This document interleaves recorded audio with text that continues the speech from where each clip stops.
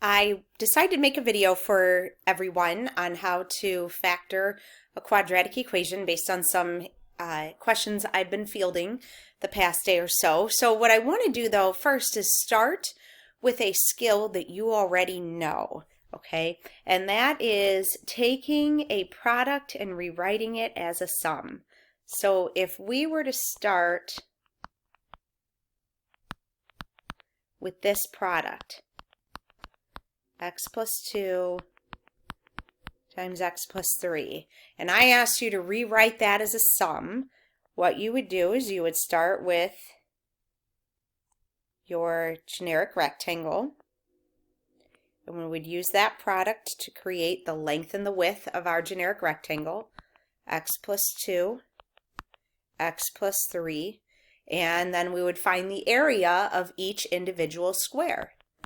X squared, 3x, 2x, and 2 times 3 gives us 6. And so then our sum, that product rewritten as a sum, would equal the sum of all of the parts of that rectangle. X squared plus 5x plus 6. So we just took the product and rewrote it as a sum. When we factor, we're working backwards. We're starting with the sum and we're rewriting it as a product because that's what factors are. They are the products or the two numbers or two terms that multiply together to give us the larger number or the larger expression that we're working with. Okay, so all factoring is doing this whole process in reverse, starting with the sum and working backwards to the product. All right, now before we get started, I want you to notice a few things. Notice that the first and last term of your sum are written in the same diagonal in your generic rectangle. So here's that x squared and that 6 again, written in the same diagonal. Also notice that your middle term in the sum, the x term, comes from taking the two boxes in the second diagonal and adding them together. 2x plus 3x gives us 5x. And the third thing I want you to notice, which was asked of you on the factoring preview worksheet, is that when you multiply the terms on these diagonals, we get the same product every time. 6 times x squared gives me 6x squared, and 2x times 3x also gives me 6x squared. Those three things that we just noticed are going to be important to us when we're factoring, when we're taking the sum and rewriting it as a product. So let's take a look at what this process looks like backwards. I'm going to do that right over here. So now we're going to start with the sum,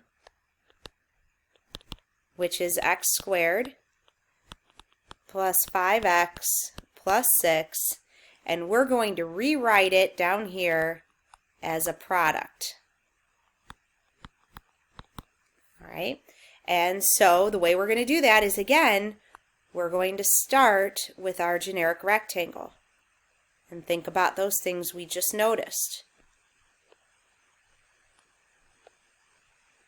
We notice that the first term and the last term were written together on the same diagonal. So we're going to do that. I'm going to put my x squared here, and I'm going to put my 6 here. Okay. We also noticed that the middle term came from adding the two spots on the second diagonal, and that the product of the diagonals is supposed to be the same. 6 times x squared is 6x squared, so whenever I figure out those missing two spots, I know not only do they have to add to my middle term, which is 5x, but they also have to multiply to that same product, which is 6x squared. That's where the diamond problems come in. Does that sound familiar? I'm looking for two numbers that add to a certain sum and multiply to give me a certain product. So here's my diamond. I know that in this particular diamond, I'm supposed to multiply to 6x squared, but I also know that the two numbers I'm going to fill in have to add to give me 5x. And so here's where we're taking a look at the factors of 6. 1 times 6, 2 times 3, and it's 2 times 3 that's also going to add to give me 5. So 2x and 3x are the terms I'm looking for. And then the last step to factoring is work backwards to find the dimensions of that rectangle. And again, on your factoring preview worksheet, that's why you had some problems that had you practice working backwards to find the dimensions if the rectangle was all filled in. So in order to get x squared in that top box, I need an x here and an x here. In order to get the bottom left square to have an area of 2x, I need my x down below and a 2 right there. In order to get the bottom right box to be a 6, I need to multiply the 2 by a 3, and then we can check the box in the upper right hand corner. 3 times x does give me 3x. So my product is x plus 2 times x plus 3. Okay, so if we're asked to factor the quadratic equation, x squared plus 5x plus 6, in its factored form, it's x plus 2 times x plus 3.